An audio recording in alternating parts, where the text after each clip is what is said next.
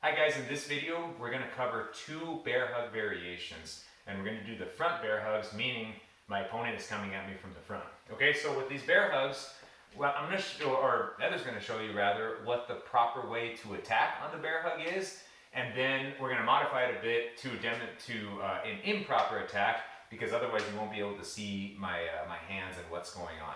Okay, but just keep in mind what the proper form of the attack is. But again, we're just modifying it so we can see what my hands are doing. So there's two bear hug variations. Number one is bear hug arms in. So from the front, go ahead. Properly right here, all right? Very bad for me right there. If she starts squeezing on my lower back, go ahead, squeeze and drive.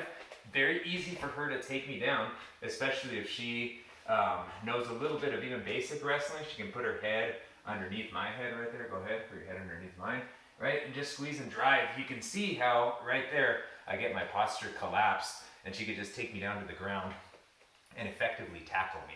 Okay, that's gonna be bear hug variation number one that we're gonna be working to get out of. Bear hug variation number two is bear hug from the front, but arms out. So here, same thing, you guys, all right? Her attack doesn't change too much, but what possibilities for my arms changes a little bit.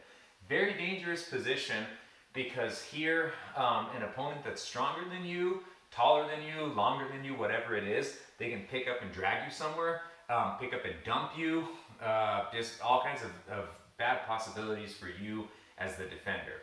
So that's the move that you're defending against, but the way that we're going to do it when she attacks me right here is going to be a slightly modified variation. She's going to have, go ahead, attack me improperly, arms in. She's going to have her butt out, all right? Sometimes when people start practicing this move, they start going this way because people feel a little bit funny, you know, being up in each other's business like that. You never want to, go ahead, keep on attacking me. You never want to attack someone this way, because from here, if she was to try to manhandle me, keep your butt out, try to move me around. Go ahead. All right, very weak, right? We're just, looks like an awkward, I don't know, middle school dance or something. So we're not going to do that. Go ahead, relax. When you attack in real life and drilling these moves, make sure you get your hips in nice and close. In martial arts, you just got to be comfortable working in close quarters with somebody. Otherwise, you're not going to do the right move as an attacker, and you're not going to be able to do the right move as a defender because you're defending against something else entirely. Okay, she's going to do the improper attack that she just demonstrated, again, just so you guys can see where the placement of my hands is. So let's go ahead and start with bear hug arms in, improperly. All right, bear hug arms in, improperly. What I'm going to do from here, just like with any self-defense move, I want to prevent it from getting any worse than the situation already is. So what I'm going to do, I'm going to post my hands on her hips. So get your hips a little closer to mine. All right, post the hands on her hips right there. I'm creating a frame. All right, so if she was going to move in close to me right here, go ahead, try to move in close. I have this obstruction in the form of my hands and forearms, preventing her from getting in close. The closer she gets, get close, the more dangerous it is for me, the more I lose my posture, and now I'm unable to post hands on hips. So as soon as I feel her arms coming around me, post on the hips right there, all right? Even if she tries to move me around, I have some sort of control. What I'm going to do then is soften. So I prevent the move from getting any worse, and I'm going to soften. So soften knee to the groin right there. I'm not a fan of headbutts and biting, because those moves probably end up hurting me. If I headbutt someone, I might end up getting hurt. If I bite someone, I don't know where they've been. I don't really want their blood and body fluids in me. As a last resort, yes. But if I have knees, then I'm going to use those instead. Okay, so knee right here. Maybe her grip is softened a little bit. Maybe not. That's okay. It works out to my favor to throw a few knees anyway. From here, what I'm going to do is I'm going to step back and break the grip. And I'm going to do so by pushing off with my hands and at the same time taking my feet with me. If I just push, go ahead, squeeze tight. If I just push, I'm never going to win. So I have to use my momentum and my whole body weight. So I create the frame, knee. Now I'm going to round my back. All right, like one of my coaches says, like a scared Halloween cat. So I'm here, round my back and pop out.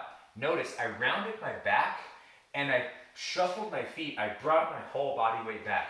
I didn't keep my feet in place. That's one of the mistakes I see is people do this number, all right, and then it just ends up being a butt out thing, but they don't actually break. So I'm here, attack me properly now. Okay, right here. I get my hands on her hips right there. All right, you can see she's in close this time. Knee, round and break, okay? The momentum, it's her interlaced fingers, or even if she has that gable grip, Doesn't matter, it's her arms versus my entire body weight at that point. Okay, bear hug variation number 2. It's still gonna be from the front. Front, bear hug, arms out this way. So what I'm gonna do for this one, I can't really post on her hips because now I have her arms in my way. So what I'm gonna do instead is I'm gonna reach over and across, and I'm gonna create a frame on her neck.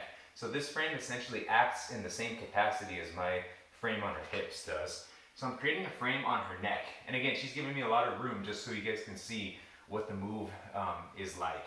In a perfect world, I'm able to put my wrist, my forearm on her neck, and I'm creating a little support by putting my hand right there against my hand right there. So I get this little kind of frame right here. Hand, forearm. So there it is right there. So you guys can see, if she tries to squeeze in tighter on that bear hug, it's gonna be just pain for her. All right, it's an obstruction and it's pressing against her neck. So when I'm here, I might go into those softening techniques right there, and then it's gonna be the same move. Round my back, push up against her neck with my frame, and scoot back this way. Okay, so now to demonstrate properly, bear hug, arms out. Okay, prevent the move from getting any worse by creating that frame, slapping that frame right away. Knee, knee, pop and break. If she's in really deep, go ahead, get in that one more time. She's in really deep, and let's say I can't get that frame over her head.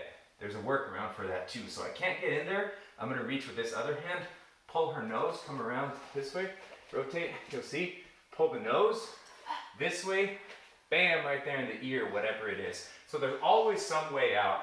It's like a big chess game, all right? If she puts her head there, I can move here, so on and so forth, but the principles are the same. Post on the hips or post on the neck to prevent the situation from getting any worse. Always employ those softening techniques, even if you're stepping on their foot or kneeing their shin or their thigh. Anything is better than nothing to divert attention from what it is you're trying to do. And then again, use that frame. Don't be afraid to use that body weight. Really exaggerate those motions to increase your chances of getting out. So that's it for the bear hug from the front.